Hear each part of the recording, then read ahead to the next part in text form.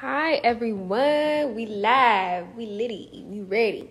If you don't already know, today is day one of our 19th annual African Black Coalition Conference to be Black and Free. And we actually had our keynote speaker, Brother Nuri Muhammad, already speak. And I wanted to do a Q&A just so we could get to know a little bit more about him, a little bit more about his ministry. So I'm actually going to add him right now and get it ready, get it started. I'm very excited to speak with him.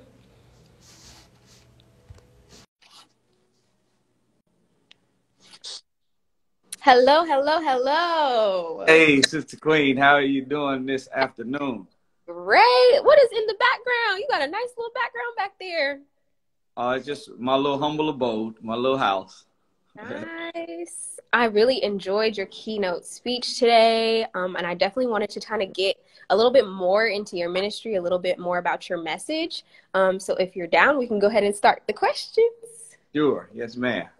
Great. So as a follower of Honorable Minister Louis Farrakhan, how do you collaborate scripture, science, and history within your teaching? I know especially for young people, it may be difficult to do that and also make sure that it's accessible and understandable for Black. Wow, what a good question. Thanks. The work that describes, or the way that God describes the work of the redemption and restoration of his people in both the Bible and Holy Quran, he calls it the resurrection of the dead. Mm-hmm. And if you were going to resurrect someone physically from the dead or from a grave, you have to stick your shovel in the spot that they're buried in. Yep. If you want to get somebody out of the grave, you can't stick your shovel in Kentucky and they're buried in California. You have to stick your shovel in California where they're buried. So unfortunately, our people, some of us are buried in the Bible. Mm-hmm. Some of us are buried in the Holy Quran. Some of us are buried in science. Some of us are buried in history. Some of us are just buried in the muck and the mire of the social decadence of society. So in order for you to perform that task of raising one from the grave, you have to stick the shovel in the area that they're buried in. If I'm teaching 100% from the Holy Quran and our people are buried in the Bible, or if I'm teaching 100% from the Bible and some people have never had religion to get messed up by, they just are messed up by life itself, then you would miss a whole segment of the population. So we try our best, and that's what I learned from my teacher, the Honorable Minister Louis Farrakhan. If you're going to save and resurrect someone, find truth wherever you can and use the evidence from history, from science, from mathematics, from nature and scripture to be able to get them out of that condition.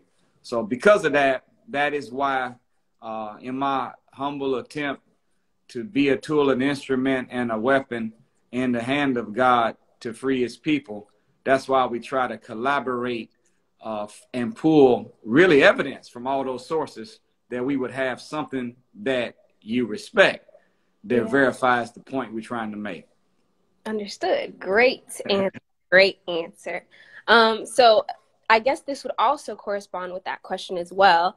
Do you believe that your teachings are limited to only individuals who follow the Nation of Islam or Honorable Minister Louis Farrakhan? Or do you believe that it is for a large group of people? Why do you believe that your message is beneficial for all Black people interested in achieving Black freedom? Well, it is that. It is a message that God gave to the Honorable Elijah Muhammad that is a universal message designed to really restore, redeem, and rebuild anybody, no matter what religious background that they come from. So we don't talk. I don't even do lectures technically to members of the nation.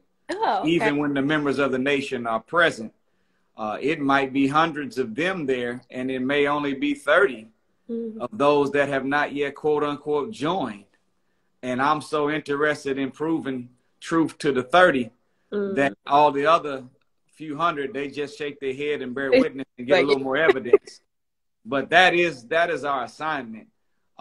You know, we have to be, if we're going to be teachers of our people, you have to be an equal opportunity employer. And so we don't discriminate, nor do we try to channel and angle in on someone that may already know something. We are constantly trying to figure out how can we take this teaching and make it more user friendly, that no matter what background a person has, they can see. Naturally, we want you to take 100%, all of it, to your heart and do it 100%.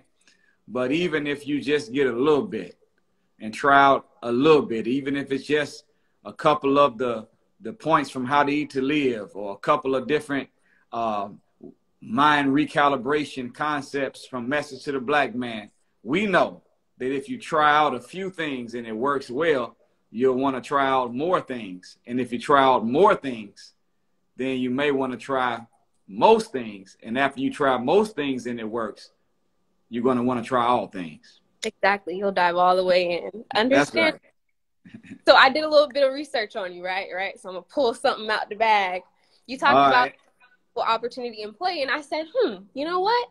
He actually talked about finances a little while ago. You talked about something called financial coonery, right? So I wanted to hear, what is financial coonery? And then also, what are some examples of good and bad financial investments for Black people? Wow, what a good question. Well, of course, you know, generally the definition of coonery is those that take on that step and fetch it role and volunteer Uncle Tom's, Aunt Jane's, or Uncle Remus's that engage in selling their people out without even being inspired or motivated to do it. They just volunteer, self-appointed, pro bono defense attorneys for their slave master and the children. So financial coonery is that same spirit of compromise, selling out your people, but in the financial area. So the quickest definition that I could say would be for what financial coonery is unnecessary spending that Black people do. And what is unnecessary spending? Is buying what you don't need with money that you don't have from people that you don't like to impress people that you don't even know. So that's financial coonery. So it is a bad practice to walk around with a $4,000 handbag and you only got $40 inside of it. It's a terrible state of condition that you don't even feel like yourself unless you got some Adi or some Uchi or some Italian white man's name coming across your shirt or the back of your pants in order for you to feel like something. Anything that you get of the luxury of this world that whoever makes should never define you and validate you. It should add to, and you like it because of the way it looks, not necessarily because of that brand. So right now, we have Black people brought in $1.3 trillion last year during the pandemic. The year before that, we did $1.3 trillion, and 3 years in a row leading up to 2020, from 17 to 20, we brought in $1.1 trillion as a people in America. That makes Black people in America, if we were considered an independent nation, we would be the 8th richest nation on earth.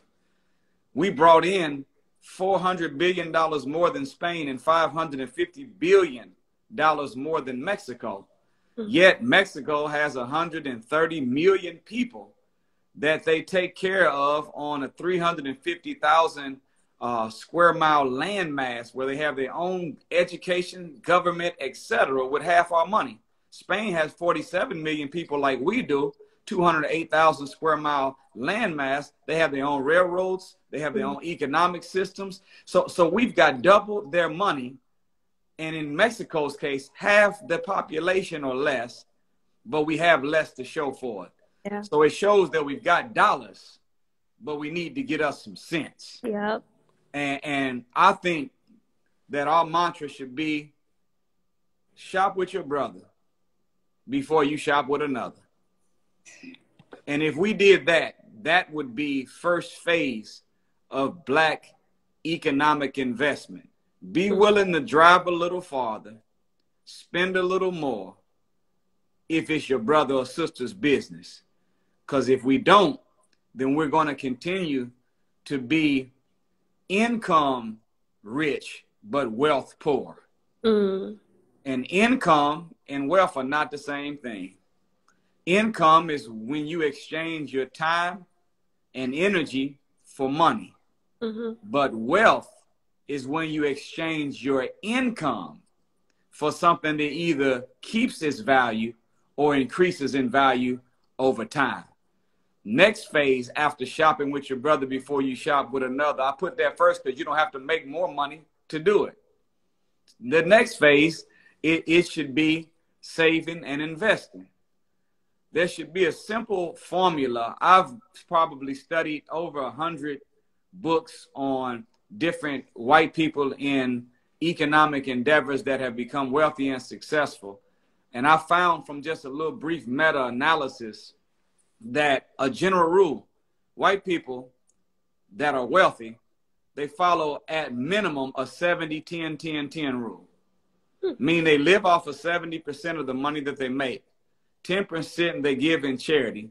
10% they put up for investment in a project that can be an asset or a business. And the other 10% they save as cushion capital or a rainy day fund that they can buy themselves out of problems whenever they run into them.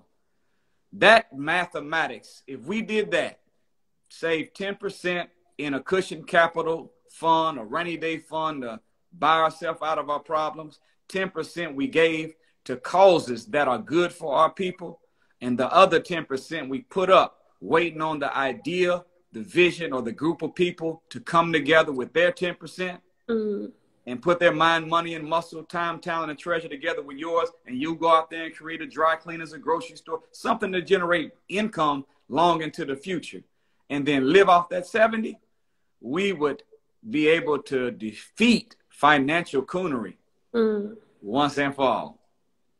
See, I love a good takeaway. You answered my main question, which was how can divesting from white businesses and investing in Black businesses actually aid in our achievement? So I just want to reiterate for anyone who already, is maybe tuning in, 70, 10, 10, 10 for combating financial coonery. 70% you live off of.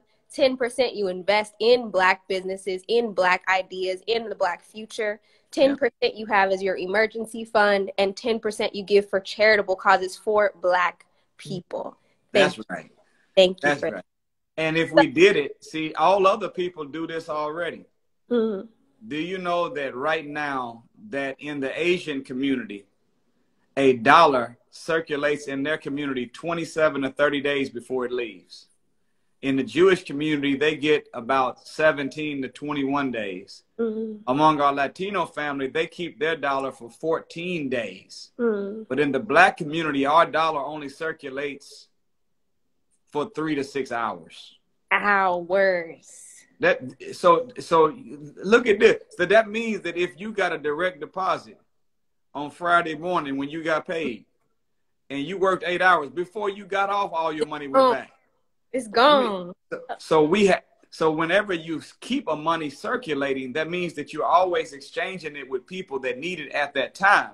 And eventually circulate means a circle is coming back to you and whatever you offer to that community. That's how they're able to live and make a little look like a lot. But because our money always goes back into the hands of our enemy, we have a lot, but it looks like we have a little. Thank you. Thank you.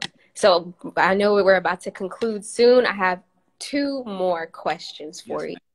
The first one is, how does your current work help to improve or assist in our journey to Black freedom? Well, I'm a teacher, and this is what I do. I have the greatest profession. Teacher is the greatest profession one could ever have in life, and I'm thankful that this was my purpose for living. Of course, everybody else has a different purpose, and really, at the end of the day, just a secret: happiness doesn't come from money. Happiness comes from purpose fulfillment. You'll be happier doing what you love and you're born to do, making less, than doing what you don't really like and making a lot. Yeah. My teacher said that happiness comes when one has found their purpose for living and they are fulfilling that purpose. That soul has an unspeakable joy. So focus more on fulfilling your purpose than filling full your pocket. You'll be surprised that as you fulfill your purpose, not only will your soul be full, not only will your heart be full, but over time your pocket will be too. So I'm a teacher, and I have the great opportunity to shape and mold and help the most important part of the human being. We are not a body with a mind in it. We are the mind. We are not a body with a soul in it. We really are a soul and a mind with a body wrapped around it. So it doesn't say, Jesus or Solomon never said, as a man driveth, or as a man walketh or weareth, or as a woman looketh, so is she. No, as a man or woman thinketh, so are we. So the most important aspect of self is the mind. So what I do in teaching and trying to offer not just information, but inspiration multiplied by information, and try to set an example practically to show that if you follow it, you keep your mind right, your morals intact, your money will be there as well. Yes, and sir. That's what I do. I have 5 books, and I teach and speak a lot, and I'm thankful for this gift of this profession, for my purpose. But find out what yours is, everybody. You know, how do you know what your purpose is? Whatever you love to do and what you do well is more than likely what you're born to do. And if you find it, if you find that thing that you really would be willing to do for the rest of your life, and you don't care how much you make because it gives you more joy than anything will, start doing it.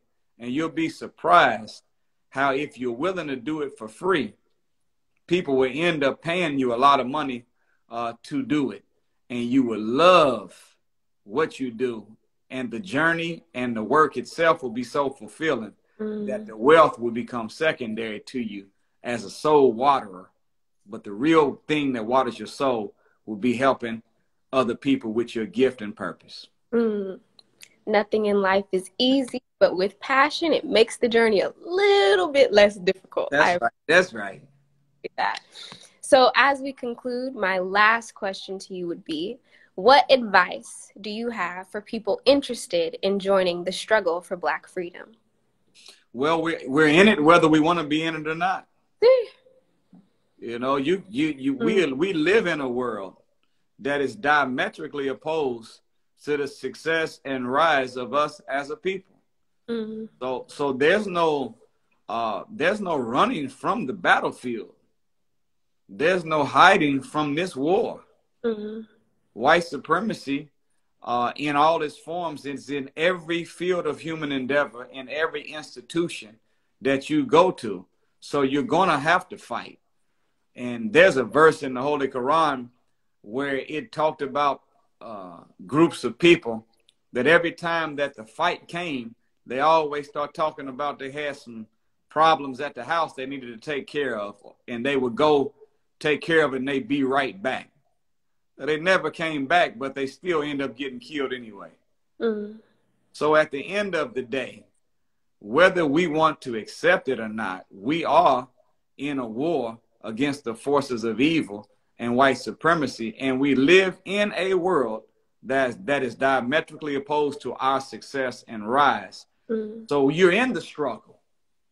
You might as well be equipped. You can show up on the battlefield with no weapons if you want to, no training, no strategy. That's fine. Just be there and get shot.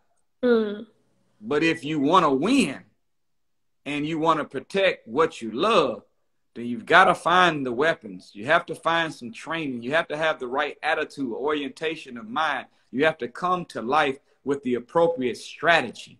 And that strategy is, of course, to put your health, your wealth, your life and your service to others above the service of yourself, and to get yourself combat ready, where you have the psychological equipment that comes from knowledge of self that makes you able to handle the stress of a world that you live in.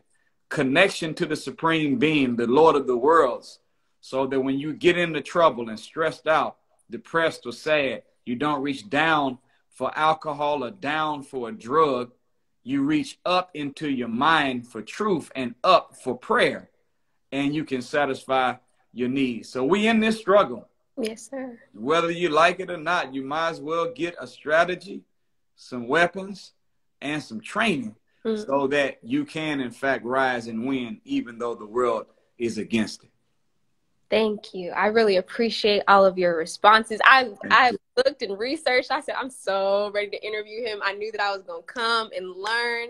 So thank you again for your keynote, as well as for joining this Instagram Live. For everyone that is in the chat, thank you for joining as well. We have 2 more days of conference left over. That's right. So come in, you get equipped, you get ready for your training so that we can go and be prepared to take on everything that this world has against us. Thank you again. Thank you so much. And we will see you all soon.